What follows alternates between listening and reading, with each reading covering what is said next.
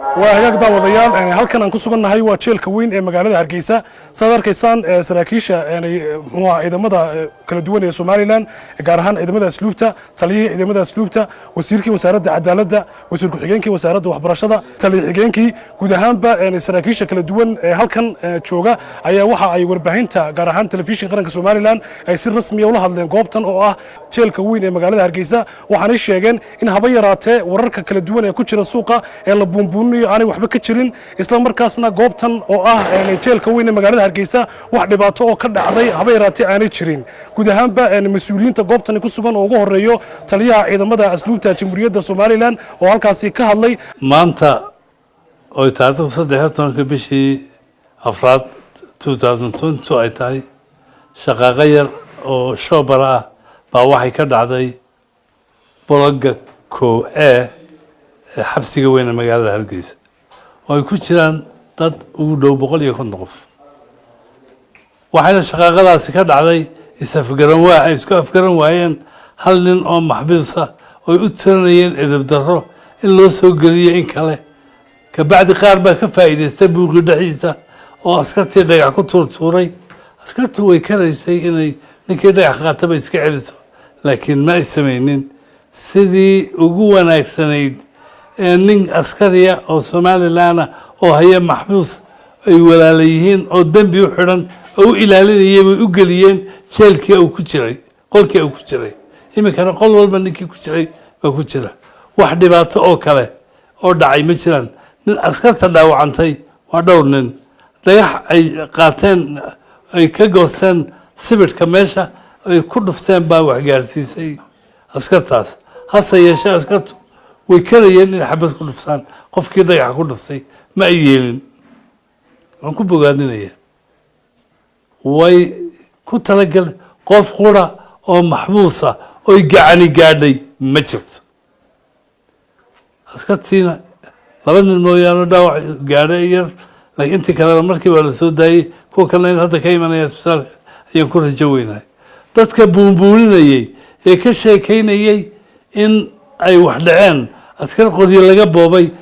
waxaanu sheegaynaa moral xumada beenbeenta ee askarteeda laga sheegay dacwaanu ka qabnaa in askari loogu talagalay inuu maxaabiista iyo leeyahay qodigii baa nin maxbuus ka qaatay oo ku faltamay waa waxaanu rabno in sharcigu wixii uu leeyahay la naga mariyo kana yeeli mayno cidna haddana xabsiga magaalada Hargeysa wuu degan yahay wax dhiba oo ka taaganna ma jiro waxa kaloo jira dadku inta badan waxay sheegayeen oo la saddex marayo kale inay baxsadeen maxaabiis arintaasi iyada waxa jira taaba soo gaarnay albaabka weyn meeshii ay ku tukanayeen maxaabiis waa dad islaama waxa loo soo saaraa meel banaan ay ku tukadaan waa la soomeeyay banaanka ay ku tukanayeen ee qolalkoodii ka soo bixin mooyaane gudaha banaankii ay inta ay ku wareegaan iyagu oo qol walba u gooniya ayay dhex joogeen wax dibadda u baxsaday iyo wax fakaday midna ma jiraan wax dhaawacina ma jiraan sidoo kale wasiirka wasaaradda cadaaladda Soomaaliland ayaa halkaasi ka hadlay waxaana hadaladiisii kamid ahaa guud ahaan ummadda Soomaaliland waxaan u sheegaynaa inay tahay nabadgelyo inuu jeelku nabad qabo inay maxaabiistu nabad qabto inay ciidanku nabad qabto waxaan aad iyo aad ugu hambaliyeynayaa ciidamada asluubta taliyaha iyo taliye ku-xigeenka iyo taliyaha xabsiga iyo hogaamada iyo dhammaan ciidanka oo had iyo jeer marka shaqaaqada ay shaqaaqa yar dhacdo si midaysan oo ah gudashadii waajibaadkooda xaq ahaa uga hortaga waxaan kaloo u hambaliyeynayaa dhammaan ciidamada kale ee qaranka ciidanka militariga iyo dhammaan mas'uuliyiinta oo jaranka ugu sareeyo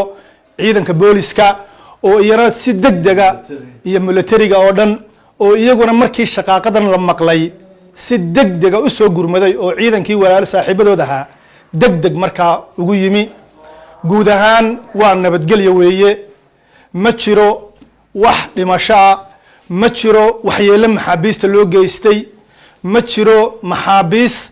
ciidanka qoryo ka qaaday dhinaca kale wasiirka wasaaradda cadaaladda Soomaaliland ayaa fariin u diray saxaafadda iyo bulshada kala duwan ee Soomaaliland in aan wararka noocaas oo kale aan saan loo buunbuunin isla markaasna maalinta noocan oo kale ah aan bulshada warar been abuur loo sheegin waxa nasiib darro ah bulshadeennii qayb ka mid ah haddii la yado waaheen baa gubatay inay dabdamiskii iyo ciidankii gurmadka ahaaba dhallinyaradii ka horeeyaan waxaa nasiib darro ah haddii la yado jeelkiiba wax ka jiraan inay bulshadeennii ciidankii iyo waajibaad gudan lahaa iyo dadkii shaqadaa lahaa ay ka soo horeeyaan waxaa nasiib darro ah in saxaafadeennii iyadoo aan hubanti la gaadhin inay markiiba uu warina ka baxo waxaana aada uga digaynaa bulshadana ka codsanaynaa waxyeelo waa dhici kartaa waaheenoo suuqi ugu weyna baa gubtay caalamku wax weyn baa ka dhaca in haddii shaqaaqa dhacdo oo ama dhakhtarka dhaawac la keeno oo baabuur dhaco waxaad arkaysaa in dhakhtarkii uu daweyn kara la yahay bukihii loogu talagalay oo ay markiiba bulshadii qaybi ka horeynayso waxaan uga digaynaa inaanay dhakhtarada xeryaha muxuu ahaa arrimaha dhaca baananka haddii wax dhacaan ama iskuullada ay wax ka dhacaan in loo daayo cidda hawshaa wax ka qaban karta dhakhtar baa wax ka qaban kara haddii wax ka dhacaan xero ciidan haddii wax ka dhacaan ciidan baa wax ka qaban kara in laga daayo isdhacyaaca in laga daayo taas ayaan baraarujin lahaa oo ka digaynaa waa ogeydeen habeenkii dhaweyto suuqii ugu weynaa baa gubtay maanta caasimadii somalilan dabdamiskii iyo ciidamadii waxay waayeen meelay maraan bay waayeen waxa kaloo aynu dareen dib u jalaacaynaa jeelasha somalilan yaa ku jira ma arday baa ku jirta ma jaamiciin baa ku jirta yaa ku jira jeelasha somalilan waxa ku jira dadkii bulshadooda dunuubta ka soo galay kii wax soo dilay waa ku jira kii terroriska ka soo galay waa ku jira kii tuuga ahaa waa ku jira kii kufsiga sameeyey waa ku jira maaha dad saxlani kuma jiraan wax waa ka dhici karaan markaa yaan lala yaabin haddii wax ka dhacaan maxaa yeelay dadkii bulshadooda eedda ka soo galay baa ku jira sidaas uu taliyuu sheegay wax dhibaato oo weynina ma jiraan askar muxuu ahaa dhaawacantay oo hawshaasina waxa ay ka dhacday sidaa looga sheegay maxaabiis gudahooda iyagu kala cawday ayay ka dhacday oo qaarkood ay rabshad sameeyeen intii ay ciidanku ka saarayeen ba inay qaar kale ka faa'iideysto rabshad walayaala ayaa ka faa'iideystay intay ciidanku ka saarayeen kuwii rabshada sameynayay sidaa daraaddeed wayna kaa jeelkii joogna dhammaan waa wada nabad qabnaa ciidankiina waa nabad qabnaa shaqadiina sidaasay kusoo gabagabowday